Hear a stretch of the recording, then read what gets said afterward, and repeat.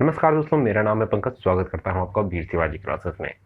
तो सब पिछली क्लास में हम पढ़ रहे थे कि प्लांट्स में न्यूट्रिशन कैसे कैसे होता है। हमने जाना था प्लांट्स को जरूरत होती है कार्बोहाइड्रेट्स की, नाइट्रोजन की, फैट्स की। हमने जाना था कि कार्बोहाइड्रेट्स जो बने होते हैं वो होते हैं कार्बन, हाइड्रोजन और ऑक्सीजन से, और जो प्रोटीन बना हुआ होता है वो होता है कार्बन, हाइड्रोजन, ऑक्सीजन और नाइट्रोजन से।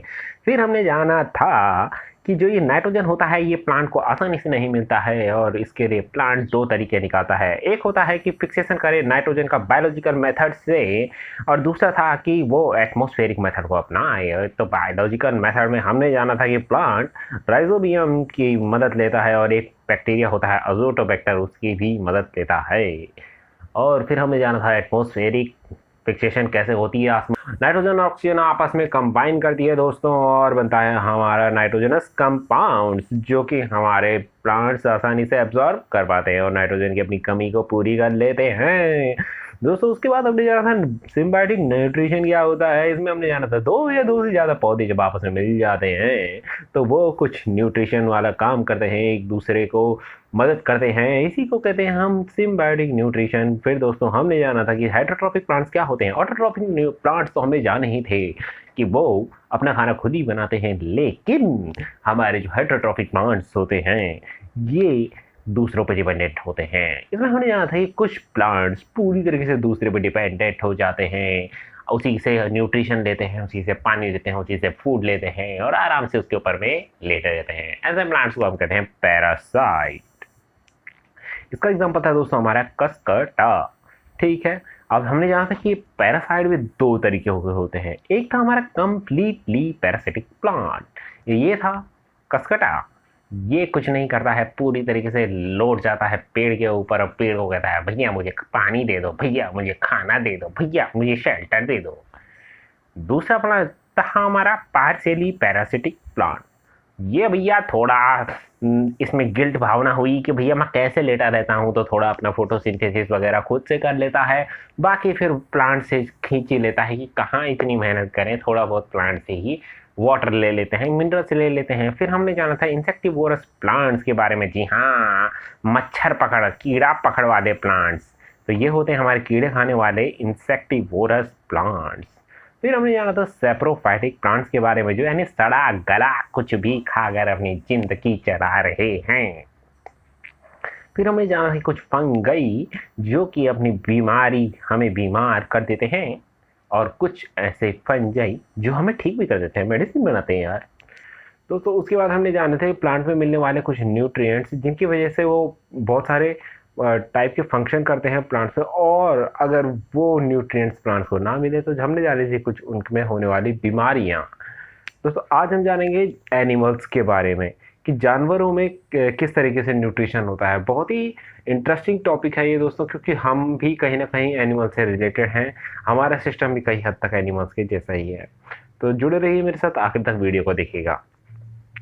जानते हैं दोस्तों इसमें कि बॉडी की नीड होती है न्यूट्रिएंट्स की, और उसके लिए हम क्या करते हैं, खाना खाते हैं, और खाने के लिए हम किस तरीके से उसको पचाते हैं उसी के बारे में हम इसमें जानेंगे। ठीक है, तो ये बोल रहा है कि भैया कौन कौन से न्यूट्रिएंट्स होते हैं जो कि हमें फूड से मिलते हैं। तो इसका साधारण से आंसर है कि फैट्स, कार्बोहाइड्रेट्स, प्रोटीन्स, विटामिन और मिनरल्स, ये सारे न्यूट्रिएंट्स हैं जो कि हमें खाने से मिल जाते हैं। अब पूछ रहा है what type of purposes are the nutrients used. ये न्यूट्रिएंट्स हमारे किस काम के लिए आते हैं। तो ये हमारे बॉडी की ग्रोथ करते हैं, बॉडी में कहीं टूट फूट हो गई, चोट वोट लग गई तो उसके रिपेयर करते हैं, और हमारी बॉडी की इम्यूनिटी यानी हमारे डिजीज से लड़ने की शक्ति ये न्यूट्रिएंट्स हमें ही देते हैं।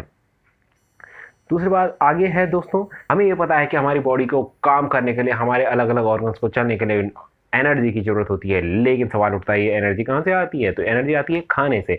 अब खाने से तो हमने खाया वो सीधा गया हमारे पेट में, स्टमक में, तो फिर वो खाने के एनर्जी के लिए उसे पूरा बॉडी में डिस्ट्रीब्यूट होना होगा। वो कैसे होता है, तो उसका आंसर है कि हमारी बॉडी में ब्लड होता है। ब्लड वेसल जो हमारे इंटेस्टाइन में यानी आंतों के चारों ओर इकट्ठी हुई रहती हैं, वो खाने को एब्जॉर्ब करती हैं और हमारे अलग अलग अंग तक पहुंचा देती है। लेकिन यहाँ पे अड़ता है एक रोड़ा। वो रोड़ा क्या है दोस्तों, कि हमारा जो खाना हम खाते हैं वो मोटा मोटा होता है काफ़ी।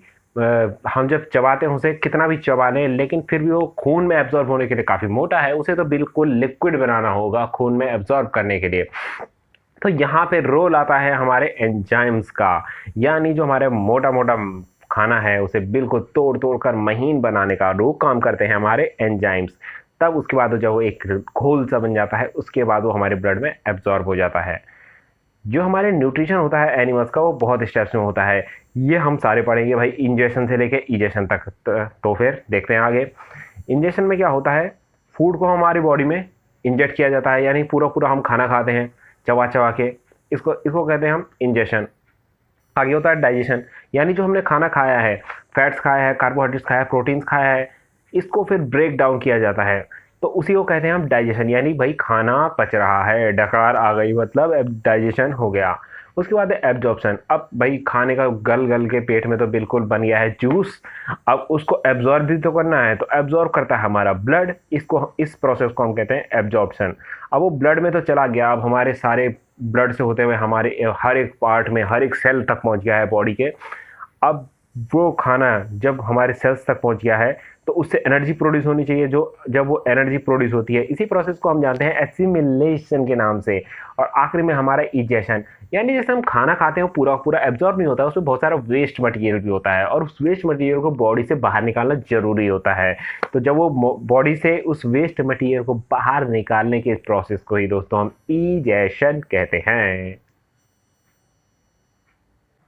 तो दोस्तों आगे बढ़ते हैं आगे, ताकि हम कुछ एनिमल्स को यहाँ पे देखेंगे अपने चारों तरफ में, और जैसे कि काऊ, और बताएंगे वो क्या खाती है। तो भैया वो ग्रास खाती है, और क्या मेथड है उसके इंजेक्शन का, तो भैया वो है ग्नोइंग। अब ग्नोइंग क्या होता है, ग्नोइंग मतलब होता है ऐसे चपा चपा के बिल्कुल ऐसे खाना, ठीक है। उसके बाद में होता है हमारा फ्रॉग। फ्रॉग का क्या फूड होता है भैया, वो तो इंसेक्ट खाता है, कीड़े मकोड़े। उसका मेथड ऑफ इंजेक्शन क्या भैया, वो सीधा स्वेलो करता है, पोपला होता है, दांत तो है नहीं कुछ मुंह में, तो सीधा ही गटकेगा ही चीज को। अब जान लेते हैं कुछ जानवरों के खाने के तरीके को, जैसे कि स्वेलोइंग यानी निगलना सीधा। कौन निगलता है भैया, हम नहीं निकलते हैं, ये जो हमारे मेंढक वगैरह होते हैं सीधे निकल जाते हैं, छिपकली निकल जाती है, सांप निकल जाता है, वो तो आपने देखा ही होगा है ना सांप को। तो उसके बाद में च्यूइंग, च्यूइंग मतलब चबा चबा के खाना, हम खाते हैं, च्यूइंग गम भी खाते हैं। और हमारे जो हिरन वगैरह है वो भी चबा चबा के, बकरी वगैरह हमारे चबा चबा के खाती है खाने को, घोड़ा वगैरह खाओ खूब चबा चबा के खाते हैं। उसके बाद सकिंग, सकिंग हमारा मच्छर का तो बहुत बढ़िया एग्जाम्पल है, हमारा खून बिल्कुल आराम से चूसता है। और उसके बाद में हमारी तितली वगैरह काफ़ी सक कर जाती है यार, फूड में से रस उस पी के जाती है।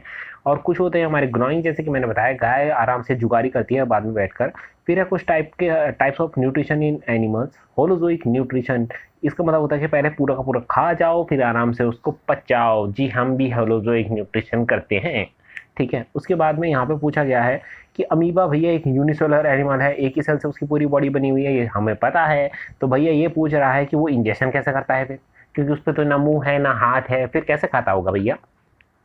तो बड़ा ही इंटरेस्टिंग चीज़ है ये कि अमीबा भैया भले ही एक सेल का बना हुआ होता है, लेकिन इसकी बॉडी की ना कोई शेप नहीं होती है, ये बादल की तरह होता है, कहीं से भी किधर को भी इसका हाथ निकल जाएगा, किधर को भी पाँव निकल जाएगा, ठीक है। तो ये ऐसे ऐसे घूमता घूमता जो रहता है, इसे दिखता है कि भैया ये रहा फूड, तो ऐसे ऐसे अपने यहीं से मुंह बना देता है अपना, ठीक। उसको ही फिर आगे चल के ऐसे अपने मुंह को बंद कर देता है और ये फूड गया सीधा इसके अंदर। अब यहाँ क्या करेगा, यहाँ पे छोड़ेगा अपने डाइजेस्टिव इंजाइम्स, ये सारे इंजाइम्स को धीरे धीरे करके गलाएंगे फूड को, और उसके बाद में इस फूड में से जो वेस्ट मटेरियल बनेगा उसे करेगा आप, ठीक है। तो दोस्तों यहाँ पे देखिए, अगर जो जो हमने सीखे थे, जो जो मेथड इंसानों में सीखे थे, वही चीज़ें हमें अमीबा में देखने को मिल रही हैं। देखो इंसान में हम क्या करते हैं, इंजेक्शन करते हैं, हाथ से खाना उठाते हैं मुंह में डालते हैं, ये अमीबा भी वैसे अपने मुंह के अंदर में खाना डाल रहा है बॉडी के थ्रू। उसके बाद में हम क्या करते हैं, डाइजेशन होता है, पेट में पचता है, इसके भी पेट में पच रहा है। उसके बाद में एसिमिलेशन होता है यानी एनर्जी बनती है, तो अमीबा भी एनर्जी बनती है। उसके बाद में हमारा तो दोस्तों आपकी बुक में आगे पूछ रहा है कि आपको यहाँ पे कुछ जानवर दिखाई दे रहे हैं, उनको कह रहा है क्लासीफाई कीजिए, यानी डिफरेंट क्लासेस में आप बांटिए उनके खाने के हिसाब से, मतलब किस तरह का वो खाना खाते हैं। तो शेर और लोमड़ी ये दोनों खाते हैं हमारे मीट, तो इन्हें हम कहते हैं कार्निवोर्स। यहाँ पे एक तोता और हिरन ये खाते हैं घास, ये मीट वगैरह कभी नहीं खाते, तो हम इन्हें कहते हैं हर्बीवोर्स। और ये रहा ह्यूमन, इसे कुछ भी मिल जाए भाई, ऑलराउंडर है ये, मीट माट आ जाए वो भी खा लेगा, और अगर घास पत्ती और फल फ्रूट आ जाए वो भी खा लेगा। तो ऐसे जानवरों को हम कहते हैं हर्बीवोर्स। चैमिलियन है यानी गिरगिट, ये हमेशा इंसेक्ट्स ही खाता है, इसका फेवरेट डिश इंसेक्ट ही है। तो ऐसे जानवरों को हम कहते हैं इंसेक्टिवोरस। और यह रहा हमारे वल्चर महाराज, ये हमेशा सड़ा गला खाना ही पसंद करते हैं। ऐसे जानवरों को जो कि सड़ा गला खाते हैं उनको हम कहते हैं स्केवेंजर्स। तो इन्हीं को हम डिटेल में जानेंगे एक एक करके। तो ये कह रहा है कि आपकी बुक में बहुत सारे जानवर हैं जो कि अलग अलग खाना खाते हैं, उसके हिसाब से उन्हें अलग अलग क्लासेस में क्लासिफाई किया गया है। पहले है हमारे हर्बीवोर्स। हर्बीवोर्स जो है हमेशा घास खाते हैं, शाकाहारी जानवर हैं। तो इनमें से जो घास खाते हैं, केवल घास चरते हैं, उन्हें कहते हैं ग्रेजिंग एनिमल्स। ठीक। कुछ हैं जो भाई सीड वगैरह खाते हैं, उनको हम कहते हैं ग्रेनिवोर्स। कुछ जो फ्रूट भी खाते हैं, पेड़ों से फल उल तोड़ के खाते हैं, उन्हें कहते हैं फ्रूगीवोर्स। और कुछ हैं जो मीट वगैरह खाते हैं, उनको कहते हैं कार्निवोर्स। ठीक। अगला जो है कार्निवोर्स, ये केवल मांस खाते हैं, मांसाहारी जानवर हैं ये। ठीक। अब ये भी दो तरह के हैं, जो कि हमारे हर्बीवोर्स को खाते हैं, यानी घास खाने वाले जानवरों को खाते हैं, उन्हें कहते हैं प्रीडेटर्स। और जो हमारे इंसेक्ट्स को खाते हैं, जैसे कि हमारे फ्रॉग हो गए और लिजार्ड हो गई और हमारे चैमेलियन हो गया यानी गिरगिट, वो हमारे इंसेक्ट को खाते हैं। तो वैसे जानवरों को हमारा कहते हैं इंसेक्टिवोर्स। और प्रेडेटर्स का मैं एग्जांपल दूं, जैसे कि शेर अगर हिरन को खा रहा है तो हिरन का प्रेडेटर शेर है। अगर हमारी लोमड़ी चूहे को खा रही है तो चूहे का प्रेडेटर लोमड़ी है। तो यहाँ पे देखिए एक और चीज़ दे रखी है, ये रहा एंटीटर। ये पाया जाता है हमारा साउथ अमेरिका में। आशा करता हूँ आपने मैप में देखा होगा कि साउथ अमेरिका कहाँ पर है, तो वहाँ पे ये पाया जाता है। लेकिन इंडिया भी पीछे नहीं है भाई। इंडिया में हमारे मिलते हैं बॉब कैट और उदमंजर, ये दोनों भी चींटियाँ ही खाते हैं। ठीक है। और आपकी बुक कह रही है कि इसे इंटरनेट से भी आप देख लीजिए। ठीक। एक और चीज़ आपको बताऊं कि यहाँ पर जैसे इस तरह के क्वेश्चन आ सकते हैं, ग्रेजिंग एनिमल्स यानी जो घास चरने वाले एनिमल्स हैं उनका कुछ नाम बताइए। या फिर ऐसे कह सकते हैं कि जो सीड ईटर्स होते हैं उन्हें हम क्या कहते हैं, वो है ग्रेनिवोर्स। ऐसे जानवरों का नाम बताइए जो केवल इंसेक्ट्स खाते हैं, तो आप उनके नाम बता सकते हो। या ऐसा हो सकता है जो जानवर हमारे इंसेक्ट्स खाते हैं उनको क्या कहते हैं, तो उसका आंसर आएगा इंसेक्टिवोर्स। दोस्तों अगले टाइप के जानवर हमारे हैं ओमनिवोर्स। ओमनिवोर्स ऐसे जानवर हैं जो कि प्लांट और एनिमल दोनों को ही खा जाते हैं। इसके एग्जांपल हमारे मंकी यानी बंदर, चिंपांजी और ह्यूमन बींग्स। ये मीट भी खा सकते हैं और फल फ्रूट अनाज उनाज सब कुछ खा लेते हैं। अब दोस्तों कुछ ऐसे जानवरों से आपको मिलाता हूँ जो कि हमारे दुनिया के सफाई कर्मचारी हैं। Yes, they are the cleaners of our world. अगर ये हमारी दुनिया में बहुत ही महत्वपूर्ण रोल निभाते हैं। मतलब ये ना होते हैं ना तो हमारे चारों तरफ में जानवर और पौधे सड़ सड़ कर इस दुनिया में बदबू मच जाती, यहाँ रहना मुश्किल हो जाता। ठीक है ना। But thanks to the scavengers. अब स्केवेंजर्स क्या होते हैं, ये ऐसे जानवर होते हैं जो कि सड़े हुए मरे हुए जानवर को खाते हैं। कुछ स्केवेंजर्स से मिलाते हैं आपको। एक है भाई वल्चर जिसे हम गिद्ध कहते हैं। एक है कौवा। कौवे को तो आपने सुना ही होगा, बहुत छोटे छोटा करके टुकड़े टुकड़े कर करके खाता है आराम से मीट के। और एक है हाइना। हाइना मतलब होता है लक्कड़ बग्घा। ठीक। इसको भी आपने डिस्कवरी में देखा होगा, एकदम से मतलब लड़ भी जाता है ये तो मरी हुई चीज़ को खाने के लिए। आगे हैं डिकम्पोजर्स। इनमें हमारे केवल माइक्रोब्स आते हैं। माइक्रोब मतलब बहुत छोटे ऐसे जानवर जैसे कि अमीबा, पैरामीशियम, बैक्टीरिया वगैरह। इनका काम होता है चीज़ों को सड़ाना, बदबू पैदा करना। ठीक है। ये मरे हुए ऑर्गेनिजम्स को खाते हैं। अब सवाल उठता है भैया क्यों उन पे बदबू पैदा करते हैं। दरअसल में इनका मकसद नहीं होता है बदबू पैदा करना, वो गलती से हो जाता है इनसे। ये खा रहे होते हैं उसको, जब उसको खा रहे होते हैं तो उसको खाते खाते जब उसमें से बाई प्रोडक्ट जो छोड़ते हैं उसी से बदबू आ रही होती है। एक और तरीके का न्यूट्रिशन बताता हूँ, सेप्रोजोइक न्यूट्रिशन। ये क्या होता है, कुछ कीड़े मकोड़े होते हैं इंसेक्ट्स, और कुछ होते हैं हमारे यूनिसेलुलर एनिमल्स जैसे कि हमारे अमीबा, पैरामीशियम, ये सब यूग्लिना वगैरह। ये क्या करते हैं, खाने को खाने से पहले उसको लिक्विड सा बना लेते हैं, या यूं कहूँ कि लिक्विड खाना ही पसंद करते हैं। ऐसे सारे जानवरों को हमारा कहते हैं सेप्रोजोइक न्यूट्रिशन। इसको थोड़ा और अच्छे से समझते हैं। जैसे कि हमारे घर में मक्खियाँ वगैरह होती हैं, ये कभी भी ना ऐसे तोड़ तोड़ के हमारी तरह नहीं खाती है। मक्खी सबसे पहले खाने पे थूकती है, जी हाँ थूकती है पहले। फिर उस पर क्या करता है, वो जो उसका थूका होता है उसमें होते हैं बहुत सारे एंजाइम्स। वो एंजाइम्स धीरे धीरे करके उस खाने को गला देते हैं। वो गला हुआ खाना लिक्विड सा जब बन जाता है तब ये जाके उसको सीधा निगल लेती है, पी जाती है। ऐसे हमारे स्पाइडर होता है यानी मकड़ा। ये मकड़ जाल तो आपने देखा ही होगा, मकड़ा जाला बनाता है, पहले उसमें अटक जाते हैं हमारे कीड़े मकोड़े वगैरह, है ना, और फिर वापस जा नहीं पाते। फिर मकड़ा क्या करता है, आराम से उसके पहले ऊपर की चमड़ी को फाड़ता है और फिर एकदम से उनके अंदर का जो भी जूस वगैरह होता है सारा पी जाता है। ठीक, तो ऐसे सारे जानवर जो जूस वूस पीते हैं दूसरे जानवरों का, प्लांट का, उनको कहते हैं सैप्रोजोइक न्यूट्रिशन।